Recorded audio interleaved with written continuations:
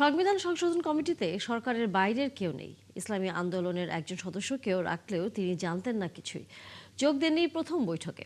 এমনকি স্বতন্ত্র কোনো সদস্যকেও রাখা হয়নি কমিটিতে। তাহলে সংস্কার নিয়ে কি একলা চলনীতিতে চলছে বিএনপি? চিফ হুইপ বলছে সবার সাথে আলোচনা করা হবে। মোহন ইসলামের প্রতিবেদন। জুলাই সনদ বাস্তবায়নের জন্য গঠন করা হয়েছে সংবিধান সংশোধন কমিটি। ১৭ সদস্যের কমিটি করার কথা থাকলেও বিরোধী দলের কেউ যোগ দেননি সেখানে। ফলে ১২ সদস্যের কমিটি গঠন করা হয়। এর মধ্যে বিএনপি থেকে রাখা হয়েছে ৮ জনকে, আর ৩ জন আছেন সরকারের জোটসঙ্গী। তাদের মধ্যে ২ জন প্রতিমন্ত্রী, আরেকজন ইসলামী আন্দোলনের এমপি মোহাম্মদ অলিউল্লাহ। প্রথম বৈঠকে সরকারের ১১ জন থাকলেও অনুপস্থিত ছিলেন অলিউল্লাহ। তিনি জানান, কমিটিতে তাকে রাখার বিষয়ে আগে থেকেই কিছু জানানো হয়নি। সিদ্ধান্ত নেওয়া হয় না। ওখানে যে নাম দেওয়া হয়েছে, নাম দেওয়ার ব্যাপারে ওখানে জানানো হয় নাই। জানানোর আগে নাম ঘোষণা হয়েছে, বাকি সিদ্ধান্ত পরে জানাবো। সংস্কার পরিষদের দাবিতে কমিটিতে যোগ দেয়নি জামায়াত জোট। এর বাইরেও ৮ জন স্বতন্ত্র সংসদ সদস্য আছেন ত্রয়োদশ সংসদে। শুরুতে তাদের রাখার কথা বললেও কেউ নেই সংবিধান সংশোধন কমিটিতে। এর মাধ্যমে সংস্কারে সরকার কি একলা নীতিতে চলছে? আমরা সবাইকে ইনক্লুড করতে চাই। স্বতন্ত্র যেহেতু তার নির্দিষ্ট কোনো এজেন্ডা নাই, কোনো দলের না রিপ্রেজেন্ট করে না, সেই জন্য তাদের রাখা হয় না। সেই জন্য বিএনপি থেকে ৮ জনকে করা হয়েছে। ৩১ দফায় বিএনপি সংবিধান সংস্কার কমিশন গঠনের কথা বললেও সংশোধন কমিটি গঠনের ব্যাখ্যা দিলেন চিফ হুইপ। সংবিধানের দাড়ি, কমা, সেমিকোলন, শব্দ, অক্ষর, বাক্য কোনো কিছু পরিবর্তনের নামই হলো সংস্কার। কাজেই আমরা ওনাদের মতামত নিয়ে আমাদের সকলের মতামতের ভিত্তিতে আমরা একটা করতে চাই যেটা আমাদের দেশের মানুষের প্রয়োজনে এবং পরবর্তী প্রজন্মের প্রয়োজনের জন্য কাজে লাগে। একজন বিশেষজ্ঞ মনে করেন, সকল দল ঐকমত্য হয়ে সংবিধান করা উচিত। জাতীয় সংসদ যদি সংবিধান সংশোধন করে সেটা আইনগতভাবে বৈধ হবে। সেখানে বিরোধী দলের অংশগ্রহণ যদি না থাকে তাও আইনগতভাবে বৈধ হবে, কিন্তু রাজনৈতিকভাবে এটা বৈধ হবে না যদি না আপনার বিরোধী দলের অংশগ্রহণ থাকে, যদি না আপনার জনগণের সমর্থন থাকে। যদিও সরকার বলছে কমিটিতে না থাকলেও সকল দল ও সংশ্লিষ্টদের সাথে কথা বলেই করা হবে সংবিধান সংশোধন। মোহন ইসলাম, ৭১, ঢাকা। দর্শক, রাষ্ট্রপতি নির্বাচনের প্রস্তুতি নিয়ে ভারপ্রাপ্ত স্পিকার কায়সার কামালের সাথে বৈঠক করার কথা রয়েছে নির্বাচন কমিশনে। জাতীয় সংসদে এই বৈঠক হবে। এ বিষয়ে আরও খবর নিয়ে যুক্ত হচ্ছেন সহকর্মী ফরহাদ ইবনে মালেক। ফরহাদ, বৈঠক শুরু হয়েছে কিনা সেই খবর একটু জানতেই চাই। আর একই সাথে নির্বাচন কমিশনের সাথে যেহেতু ভারপ্রাপ্ত স্পিকারের বৈঠকের কথা রয়েছে, নির্বাচন কমিশন থেকে এখানে উপস্থিত কারা কারা হয়েছেন?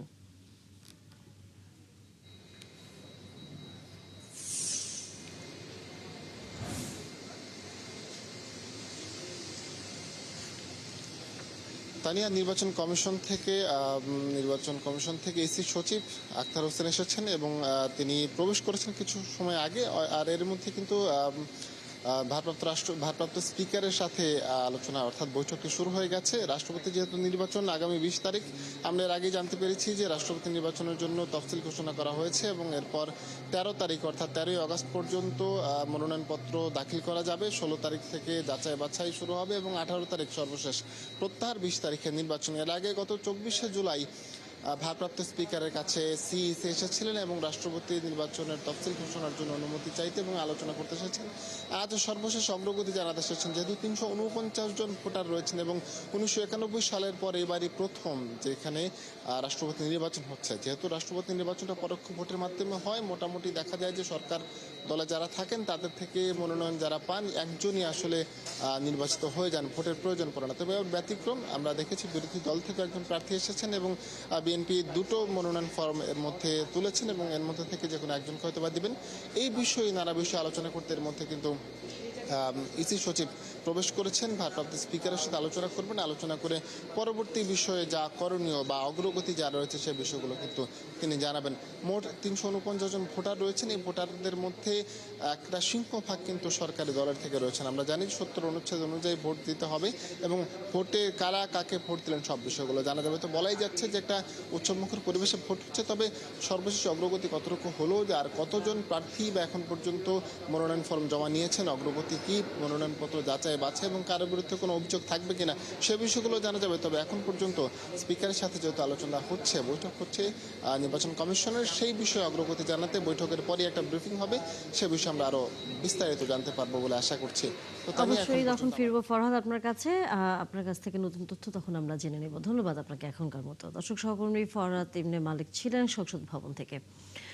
বিদেশে চিকিৎসা নিয়ে পরস্পর বিরোধী বক্তব্য দিচ্ছে সরকার এবং আহত জুলাই যোদ্ধারা। ছোট বড় অপারেশন শেষে মাসের পর মাস থাইল্যান্ডে থাকতে চান না চিকিৎসাধীনরা। তারা বলছেন দেশেই থেরাপি সহ চিকিৎসার ফলো আপের নিশ্চয়তা দিতে হবে।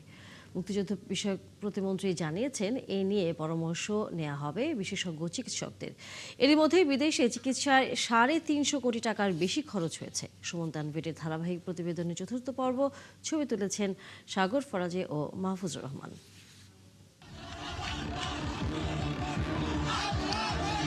বিদেশে চিকিৎসার জন্য জুলাই গণ অভ্যুত্থানে গুরুতর আহতদের নানা রকম আন্দোলন সংগ্রামের কথা হয়তো মনে আছে অনেকের। জাতীয় অর্থোপেডিক সহ বিভিন্ন হাসপাতালে গুরুত্বপূর্ণ কেউ গেলেই প্রথম দাবি ছিল তাদের বিদেশে চিকিৎসার ব্যবস্থা করতে হবে। এসব দাবির মুখে থাইল্যান্ড, সিঙ্গাপুর সহ কয়েকটি দেশে এখন পর্যন্ত খরচ 350 কোটি টাকা। এখনো থাইল্যান্ডে চিকিৎসাধীন রয়েছেন 30 জনের ওপরে। অনেক পেশেন্ট হাঁটাচলা করতেছে, সুস্থ সবল মানুষ, ওদেরকে না পাঠায় আমাদের কি জন্য পাঠাচ্ছেন? চিকিৎসাধীন জুলাই যোদ্ধাদের বেশ কয়েকজনের সঙ্গে ভিডিও কলে কথা হয় আমাদের।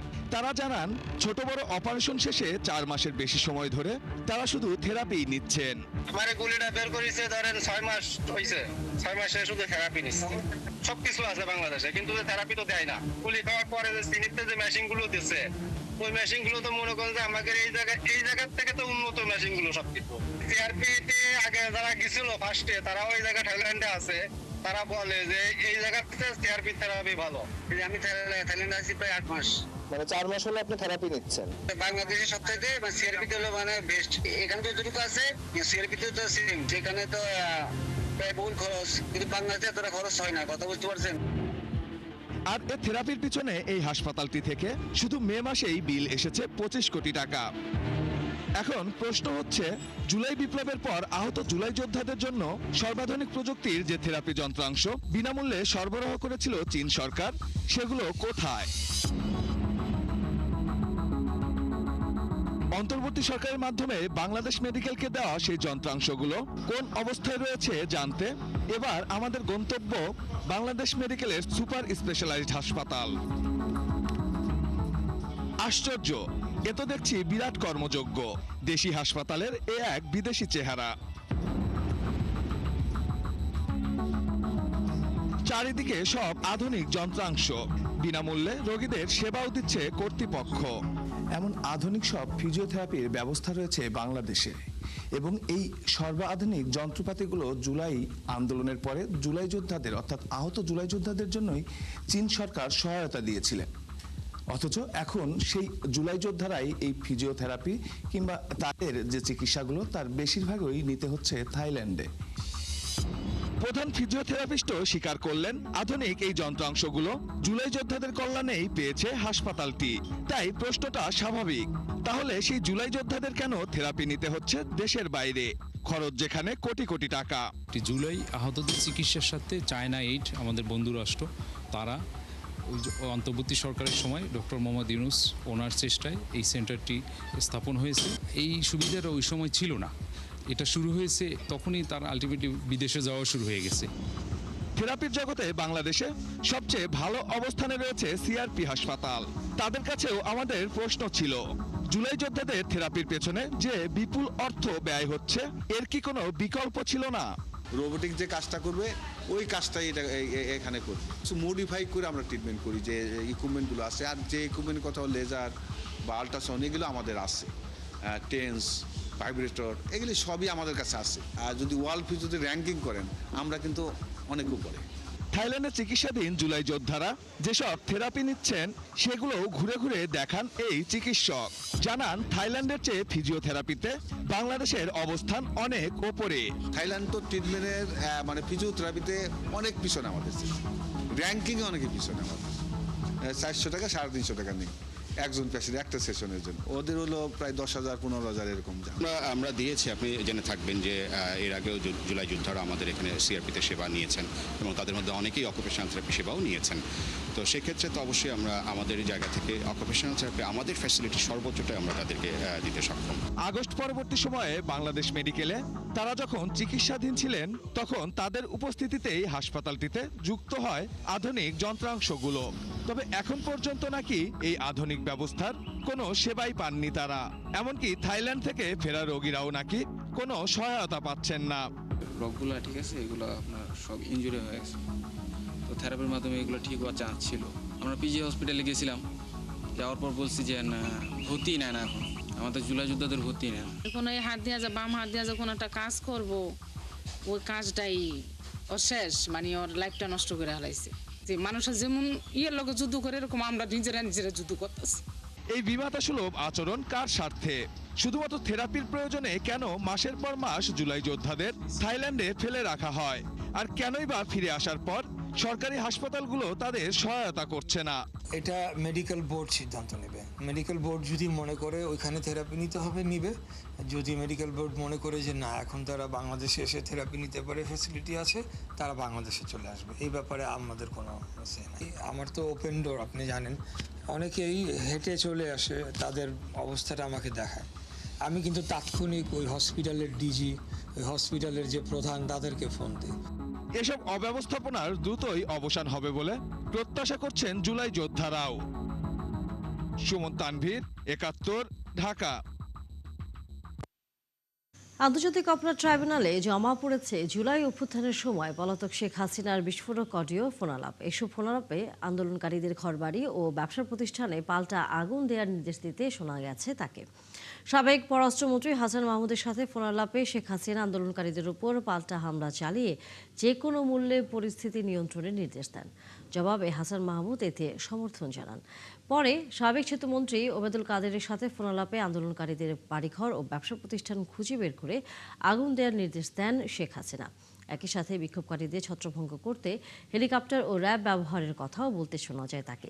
এ সময় সরকারি বিভিন্ন স্থাপনায় অগ্নিকাণ্ডের দায় আন্দোলনকারীদের উপর চাপিয়ে তা সংবাদ মাধ্যমে প্রচারেরও নির্দেশ দেন শেখ হাসিনা। 14টি কল রেকর্ড আমরা ট্রাইব্যুনালে জমা দিয়েছি, যে 14 জনের সাথে ওবায়দুল কাদের সাথে কথা বলেছি। উনি আরও অসংখ্য কথোপকথন আমরা জব্দ করেছি। আমাদের তদন্ত সংস্থা এই প্রত্যেকটি কথোপকথনই সিআইডি থেকে ফরেনসিক টেস্ট করিয়ে রিপোর্ট জমা দিয়েছে এবং রিপোর্টে দেখা গিয়েছে যে এই কথোপকথনগুলো সত্য এবং তাদেরই ভয়েস। এর একটি কথোপকথনে দেখা যায় যে শেখ হাসিনা ওবায়দুল কাদেরকে নির্দেশ দিচ্ছেন, বলছেন যে ওরা আমাদের বাড়িঘর পুড়িয়েছে, এখন থেকে আমরা ওদের বাড়িঘর পুড়িয়ে দিব। এই বক্তব্যের সমর্থনে হাসান মাহমুদ বলছেন যে টিট ফর ট্যাট। এরপরে শেখ হাসিনা বলছেন যে তোমরা সকলে এখন যার যার এলাকায় চলে যাও, নেতাকর্মীদের নির্দেশ দিয়ে দাও, এখন থেকে ওদের বাড়িঘরে আগুন লাগাবে পাবলিক। বাংলাদেশের ডিজিটাল অর্থনীতি এবং নিরাপদ লেনদেন ব্যবস্থা নিয়ে সরকারি কর্মকর্তা ও আর্থিক খাতের নানা প্রতিষ্ঠানের প্রধানদের সাথে বৈঠক করতে ঢাকায় সফর করছেন ভিসার এশিয়া প্যাসিফিক অঞ্চলের প্রেসিডেন্ট স্টিফেন কার্পিন। এই ধারাবাহিকতায় আজ প্রধানমন্ত্রী তারেক রহমানের সাথে তার বৈঠক রয়েছে। সচিবালয়ে আছেন সহকর্মী সাজিদ সরকার, আমরা যুক্ত হচ্ছি তার সাথে। সাজিদ, প্রধানমন্ত্রীর সাথে স্টিফেন কার্পিনের বৈঠকের কি খবর রয়েছে আপনার কাছে? এছাড়া প্রধানমন্ত্রীর আজ আর কি ধরনের কর্মসূচি রয়েছে?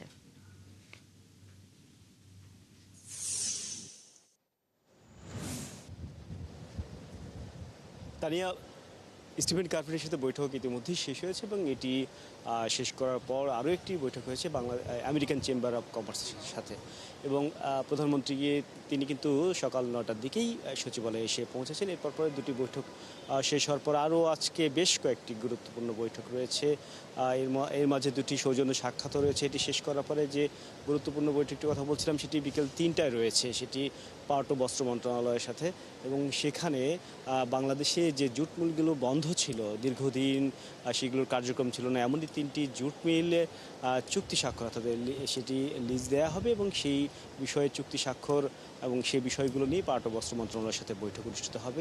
এরপরে বিকেল 5টায় আরও একটি বৈঠক রয়েছে, সেটি অর্থ ও পরিকল্পনা মন্ত্রণালয়ের মন্ত্রী এবং ডাক ও টেলিযোগাযোগ মন্ত্রণালয়ের সচিব এবং আইইবির সচিবের সাথেও কিন্তু জরুরি গুরুত্বপূর্ণ বৈঠক রয়েছে। মোটামুটি আজকে এই কয়েকটি সৌজন্য সাক্ষাৎ এবং বৈঠক অনুষ্ঠিত হবে এবং প্রধানমন্ত্রী কিন্তু তিনি ইতিমধ্যেই কক্সবাজার এবং চিটাগংয়ে বেশ কয়েকটি গুরুত্বপূর্ণ সফর শেষ করেছেন এবং শেষ করার পরবর্তীতে তিনি সচিবালয়ে কিন্তু গতকালও এসেছিলেন এবং আজকেও কিন্তু বেশ কয়েকটি বৈঠকে অংশ নেবেন। তানিয়া,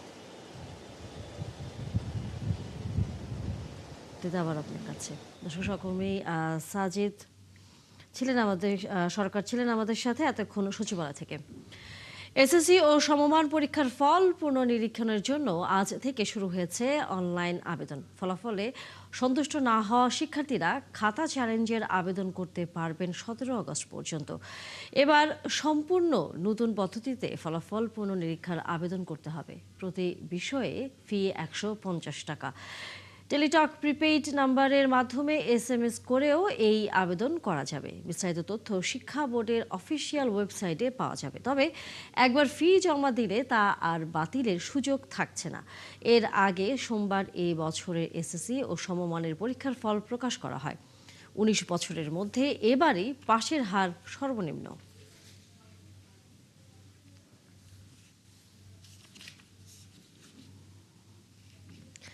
গেল 7 বছরের মধ্যে এবারই প্রথম পাশের হার কমেছে দিনাজপুর শিক্ষা বোর্ডে। এসএসসি ও সমমানের পরীক্ষায় এই বোর্ডে পাশের হার 58.05%। গতবারের তুলনায় যা কমেছে 9.02%। যদিও ভালো ফলের ধারাবাহিকতা ধরে রেখেছে রংপুরের শীর্ষস্থানীয় শিক্ষা প্রতিষ্ঠানগুলো। শাহবাজিদ আহমেদের প্রতিবেদন, ছবি তুলেছেন শাহিন আলম। এসএসসি ও সমমানের পরীক্ষার ফল প্রকাশের পর দিনাজপুর শিক্ষা বোর্ডের চিত্রটা কিছুটা হতাশার। গেল 7 বছরের মধ্যে এবারই প্রথম কমেছে পাশের হার। এবার বোর্ডে পাশের হার 58.05%। গতবারের তুলনায় কমেছে 9.02%। ফেল হওয়ার কারণ হচ্ছে মূলত সচেতনতার অভাব। মানে আমাদের গ্রাম্য অঞ্চলে আসলে অভিভাবকরাও একটু অসচেতন এবং তার পাশাপাশি শিক্ষক যারা আছে এদেরও কিছু গাফিলতা আছে। বিদ্যালয়ে এমপিওভুক্ত টিচার সংখ্যা কম, মোট 4 জন। যদি আরো এমপিওভুক্ত টিচার সংখ্যা বেশি হতো তাহলে পাঠদান আরো ভালো হতো। শুধু পাশের হার কমাই নয়, 18টি শিক্ষা প্রতিষ্ঠান থেকে কেউ পাশই করেনি। আর এই সময়টা একটু কাজের সময়, তারা পড়ালেখা হয়তো ভালো করেনি। আমরা যথেষ্ট চেষ্টা করছি তাদের ভালো করার জন্য বা রেজাল্ট ভালো করার জন্য। অনেক স্টুডেন্ট নৈর্ব্যক্তিকে এবং ফিজিক্সে অনেক স্টুডেন্ট ফেল করছে। তো আমরা প্রত্যেকই লজ্জিত। তবে হতাশার এই চিত্রের বিপরীতে ভালো ফলাফলের ধারাবাহিকতা ধরে রেখেছে রংপুরের শীর্ষস্থানীয় শিক্ষা প্রতিষ্ঠানগুলো। মেয়েটা তো আজকে রেজাল্ট হইলো, খুব খুশি হয়েছে, গোল্ডেন জিপিএ 5 পাইছে। ওর বাবার অনেক স্বপ্ন, স্যারদের অনুপ্রেরণা অনেক। ভালো মানুষ, সুন্দর মানুষ হওয়ার জন্য তার একাডেমিক শিক্ষার পাশাপাশি তার উপকারিকুলাম যে অ্যাক্টিভিটিসগুলো আছে সেগুলোও দরকার। রংপুর জেলা স্কুল ও পুলিশ লাইন্স স্কুল অ্যান্ড কলেজেও রয়েছে ঈর্ষণীয় ফলাফল। প্রতিষ্ঠান দুটিতে পাশের হার 99.30%। আমাদের এখানে সুশৃঙ্খল পরিবেশে শিক্ষার্থীরা আসলে পড়াশোনা করে, আমরাও তাদেরকে চাপের মধ্যে রাখি। ভালো করার জন্য যে পরামর্শগুলো দেওয়া দরকার আমরা চেষ্টা করি সেগুলো দেওয়ার, যাতে করে তারা শুধু ভালো রেজাল্টেই করবে না, নৈতিক শিক্ষা দেওয়ারও আমরা চেষ্টা করি, যাতে ভবিষ্যতে ভালো মানুষ হিসেবে তারা গড়ে উঠতে পারে। ভালো ফলাফল করা প্রতিষ্ঠানের শিক্ষক, শিক্ষার্থী ও অভিভাবকদের মধ্যে বইছে আনন্দের জোয়ার। আর শিক্ষকদের প্রত্যাশা এই সাফল্যের ধারা আগামী দিনেও অব্যাহত থাকবে। দিনাজপুর শিক্ষা বোর্ডে সামগ্রিক ফলাফলে যখন পাশের হার কমেছে, তখন রংপুরের শীর্ষস্থানীয় শিক্ষা প্রতিষ্ঠানগুলোর ফলাফল কিছুটা স্বস্তি দিয়েছে শিক্ষার্থী, অভিভাবক ও শিক্ষকদের।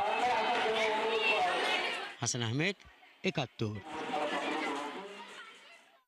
এবারের এসএসসি পরীক্ষার ফলাফলে ঠাকুরগাঁওয়ের 5টি শিক্ষা প্রতিষ্ঠানে 24 জন শিক্ষার্থীর কেউই পাশ করতে পারেনি। অভিভাবকদের অভিযোগ, নিয়মিত ক্লাস না হওয়া, শিক্ষার্থীদের স্কুলমুখী করতে না পারা এবং শিক্ষা উপকরণ ও অবকাঠামোর সংকটই এর অন্যতম কারণ। তবে শিক্ষকরা দায় দিচ্ছেন অনিয়মিত উপস্থিতি এবং অভিভাবকদের অসচেতনতাকে। তানভীর হাসান তানুর তথ্য ও জাহিদ হাসান মিলর ছবিতে প্রতিবেদন। ঠাকুরগাঁও সদর উপজেলার আকচা আদর্শ উচ্চ বিদ্যালয়ে এবার এসএসসি পরীক্ষা দিয়েছিল 4 জন শিক্ষার্থী, যাদের কেউই পাশ করেনি। একই অবস্থা অনভার দিঘি উচ্চ বিদ্যালয়, মাধবপুর বালিকা উচ্চ বিদ্যালয়, তাওড়িগা উচ্চ বিদ্যালয় এবং হরিপুরের রামপুর ভাতুরিয়া বালিকা উচ্চ বিদ্যালয়ে। এসব প্রতিষ্ঠানের 20 জন শিক্ষার্থীর সবাই ফেল করেছে। শূন্য পাশের তালিকায় থাকা 5টি স্কুলের 4টি ঠাকুরগাঁও সদর উপজেলার। স্থানীয়দের অভিযোগ, নিয়মিত ক্লাস না হওয়া, শিক্ষক শিক্ষার্থীদের মধ্যে দূরত্ব এবং শিক্ষা উপকরণ সংকটের কারণেই এমন পরিণতি। কিছু মাস্টারের অবহেলা আছে, কিছু গার্জিয়ানেরও আছে। দুঃখ লাগছে, পাশ করে আমার একটু আনন্দ লাগতো। শিক্ষকগুলো আসে 11টা, 11:30, 12:15 আসে, আবার ঝড় আসান দিলে শ্বশুর করে চলে যায়। ক্লাস হবে কিভাবে? আমার এটা স্কুল, এটা আমাদের বাড়ি, বুঝছেন? মনে করেন যে আমরা দেখেও দেখি না, কিছু বলতে পারি না। দেখতেছি স্কুলের কি অবস্থা, স্কুলে যদি এই অবস্থা হয় পড়াশোনাও তো একটু কমই হবে। আর শিক্ষকদের দাবি, শিক্ষার্থীদের অনিয়মিত উপস্থিতি ও অভিভাবকদের অসচেতনতার কারণেই এমন ফলাফল। 1 নম্বর এখানে গাফলাতি হচ্ছে, ছাত্রছাত্রী এখানে অ্যাটেন্ড হয় না। 1 নম্বর গাফলাতিটা আর কি, ওই দেখেন যে পরীক্ষার সময় আসে, পরীক্ষা হচ্ছে, আর ফাঁকা 5 মাস ওরা, মানে 4 মাস ওরা কৃষিকাজে লিপ্ত। মাঝখানে একটু ছিল যে সায়েন্স আজ একাকার হয়ে যাচ্ছিল, এটা যখন সায়েন্স নিয়ে নিল, এখন আজকে যেটা রেজাল্টে দেখা গেল যে ওরা সায়েন্সের সাবজেক্টে ফেল করছে। সায়েন্স পড়াইতে গেলে আমাদের সায়েন্সের যে স্যার রয়েছেন, ল্যাব বা সায়েন্সের যে যন্ত্রপাতি এগুলো তো নাই। সাধারণত এই যে দেখেন ক্লাসরুম, ওই রুমে আমরা ক্লাস নেই, ভাঙ্গাচুরা একটা স্কুলে। 5টি স্কুলের এমন ফলাফল ভাবিয়ে তুলেছে সংশ্লিষ্টদের। বিষয়টি খতিয়ে দেখে প্রয়োজনীয় ব্যবস্থা নেওয়ার কথা জানান জেলা শিক্ষা কর্মকর্তা। যারা এখন এই শতভাগ ফেল করেছে সেই প্রতিষ্ঠানগুলোর বিষয়ে আমরা আরো বেশি বিস্তারিত খবর নেব এবং তাদেরকে আমাদের তরফ থেকে যে সমস্ত সহযোগিতা দরকার সেটা করবো, এবং তাদের ফলাফল বিপর্যয়ের কারণ কি কারণে এরকম ফলাফল বিপর্যয় করলো তারা সেটা জেনে তাদের বিরুদ্ধে ব্যবস্থা গ্রহণের জন্য আমরা ঊর্ধ্বতন কর্তৃপক্ষকে সুপারিশ করব। 2026 সালের এসএসসি পরীক্ষায় ঠাকুরগাঁও জেলায় মোট পরীক্ষার্থী ছিল 17,684 জন। এর মধ্যে উত্তীর্ণ হয়েছে 9,886 জন। পাশের হার 55.90%। মনিরা কাজুরি, 71। শুরুতে ছিলেন সিনেমাটির সহকারী পরিচালক, সেটাই ছিল তার কাছে স্বপ্নের মতো। কিন্তু হঠাৎ করে ওই সিনেমার প্রধান চরিত্র হয়ে ওঠেন জাইনিন। তার অভিনীত সিনেমা দ্য ডিফিকাল্ট ব্রাইড বাংলাদেশের প্রথম কোনো সিনেমা হিসেবে ভেনিস চলচ্চিত্র উৎসবের প্রতিযোগিতায় ঠাঁই পায়। পুরো বিষয়টিকে জিওবা গ্যামলের সাথে তুলনা করেছেন অভিনেত্রী জাইনিন চৌধুরী করিম। রুবায়েত হোসেন পরিচালিত সিনেমাটির গল্পই তাকে অনুপ্রাণিত করেছে এই জয়ে অংশ নিতে। আরও জানাচ্ছেন পার্থ সঞ্জয়। একটা সিন ছিল যে আমি রিক্সা চলে, তারপর মোহাম্মদ বাড়ি সাহেবের সাথে একটা সিন ছিল গাড়ির মধ্যে। ওই সিনের সেকেন্ড বা থার্ড টেকে I just looked around and everybody was like I felt that. মানে আমাদের সিনেমাটোগ্রাফার সবাই মানে they were moved by the performance that I gave and that was it for me. তখনই আমার কনফিডেন্সটা আসলো যে আমি কাজটা করতে পারবো। এই আত্মবিশ্বাসটাই যেন সব। জাইনিন বনে গেলেন ভেনিস চলচ্চিত্র উৎসবে নির্বাচিত বাংলাদেশের প্রথম ফিচার সিনেমার প্রধান চরিত্রের অভিনেত্রী। রুবায়েত হোসেন পরিচালিত দ্য ডিফিকাল্ট ব্রাইডের আন্তর্জাতিক প্রিমিয়ার হচ্ছে 6 সেপ্টেম্বর উৎসবের 83তম আসরে। I'm just really incredibly excited. আমার মনে হয় যে রুবায়েত আপু যে সিনেমাগুলো বানায় আর যে গল্পগুলো বলে, they're incredibly unique.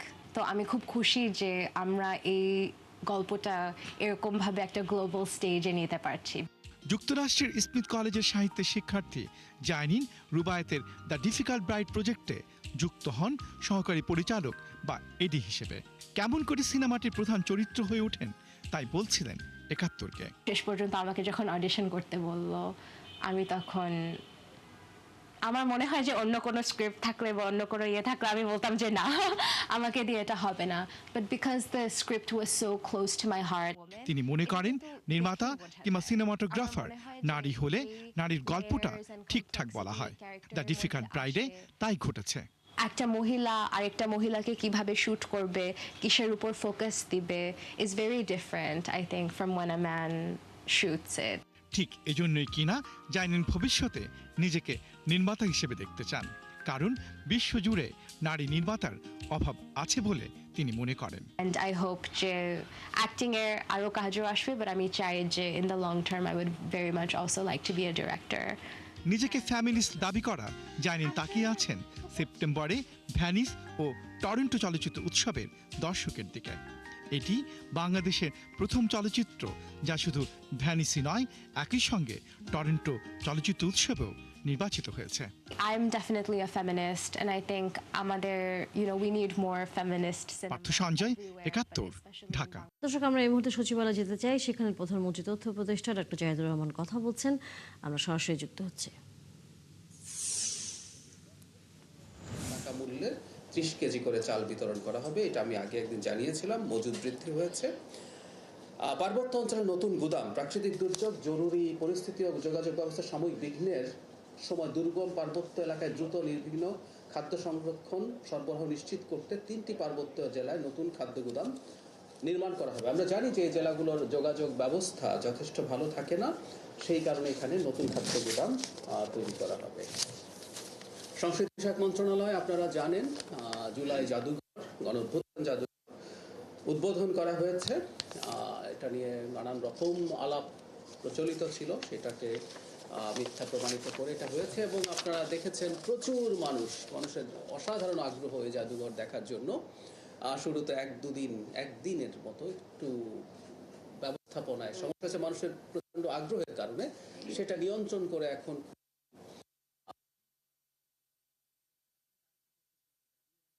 এই জাদুঘরের একটা দিন আমরা স্কুলের জন্য নির্ধারণ করার সিদ্ধান্ত নীতিগতভাবে নিয়েছি। স্কুলের শিশুদেরকে আমরা একটু উপরের ক্লাসের যারা আছেন তাদেরকে আমরা সরকারি উদ্যোগে এই জাদুঘরে নিয়ে এসে এই জাদুঘর দেখানোর ব্যবস্থা করব। এটা শুধু এই জাদুঘর না, আমাদের জাতীয় জাদুঘর যেটা আছে সেখানেও ইনফ্যাক্ট আমি এই প্রসঙ্গে জানিয়ে রাখি, স্কুলের ছাত্রছাত্রীদেরকে এনে সেটা দেখানোর ব্যবস্থা করা হচ্ছে সরকারি ব্যবস্থাপনায়। মাননীয় প্রধানমন্ত্রী, জি হ্যাঁ, টিকিট ছাড়, টিকিট এটা free, it's free of cost. আচ্ছা, না সব স্কুল, এটা ইনফ্যাক্ট পর্যায়ক্রমে সব স্কুলেই হবে। এটা ওখানে শুরু হয়ে গেছে।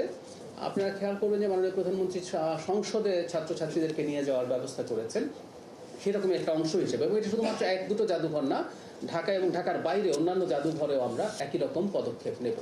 আমাদের সংস্কৃতি মন্ত্রণালয়ের অধীনে যেটা আছে, আবার কিছু কিছু আছে অন্য মন্ত্রণালয়ের অধীনে, সেগুলোরও ইনফ্যাক্ট তাদেরকে দেখানোর জন্য নিয়ে যাওয়া হবে। বিদ্যুৎ, জ্বালানি ও খনিজ সম্পদ মন্ত্রণালয় একটা জরুরি বিজ্ঞপ্তি আমি একটু পাঠ করছি। এটা নিয়ে সামাজিক মাধ্যমে যথেষ্ট কনফিউশন হয়েছে, সমালোচনা হয়েছে। সেই পরিপ্রেক্ষিতে এই বিবৃতিটা জরুরি, আমি পাঠ করছি। এটা অলরেডি পাবলিকলি আছে। তারপরও দেশে নিরবচ্ছিন্ন এবং নিরাপদ জ্বালানি তেল সরবরাহ নিশ্চিত করতে বেসরকারি পর্যায়ে পরিশোধিত জ্বালানি আমদানিপূর্বক সংরক্ষণ, পরিবহন ও বিতরণ ও বিপণন নীতিমালা 2026-এর একটি খসড়া প্রণয়নের উদ্যোগ নিয়েছে সরকার। প্রস্তাবিত নীতিমালা প্রণয়নের মূল উদ্দেশ্য হলো দেশের জ্বালানি নিরাপত্তা নিশ্চিত করা ও নিরবচ্ছিন্ন সরবরাহ ব্যবস্থা বজায় রাখা। এছাড়াও একটি স্বচ্ছ ও প্রতিযোগিতামূলক ব্যবস্থা গড়ে তোলার মাধ্যমে জরুরি বা সংকটকালীন পরিস্থিতিতে বিদ্যমান সরকারি ব্যবস্থার পাশাপাশি বেসরকারি খাতের অবকাঠামো ও বিনিয়োগ সক্ষমতাকে জাতীয় স্বার্থে ব্যবহার করা এই নীতিমালার লক্ষ্য। জ্বালানি খাত সংশ্লিষ্ট সকল অংশীজনের মতামত ও পরামর্শ গ্রহণ করে নীতিমালাটি চূড়ান্ত করা হবে। জনতার স্বার্থ, জ্বালানি নিরাপত্তা, প্রতিযোগিতামূলক বাজার ব্যবস্থা, স্বচ্ছতা ও জবাবদিহিতা নিশ্চিত করা সম্ভব হলেই এ ধরনের নীতিমালা প্রণয়নের বিষয়টি বিবেচনা করা হবে। কাজে এই নীতিমালার মাধ্যমে কোনো নির্দিষ্ট ব্যক্তি, প্রতিষ্ঠান বা গোষ্ঠীকে বিশেষ সুবিধা দেওয়ার সুযোগ নেই। প্রস্তাবিত এই নীতিমালা নিয়ে কিছু গণমাধ্যম ও সোশ্যাল মিডিয়ায় অনুমান নির্ভর ও অসত্য তথ্য প্রকাশ করা হচ্ছে, যা অনভিপ্রেত। এ বিষয়ে সকলকে দায়িত্বশীল আচরণ করার জন্য অনুরোধ করা হলো। দর্শক, আমরা এখন সরাসরি সচিবালয়ে প্রধানমন্ত্রী তথ্য উপদেষ্টার বক্তব্যে যুক্ত ছিলাম। রংপুর প্রাইম হাসপাতালে সেবার নামে প্রতারণার অভিযোগ করেছেন রোগীরা। কমিশনে রোগী ভাগিয়ে আনা, গুরুতর দেখিয়ে আইসিইউতে ভর্তি সহ রয়েছে নানা অভিযোগ।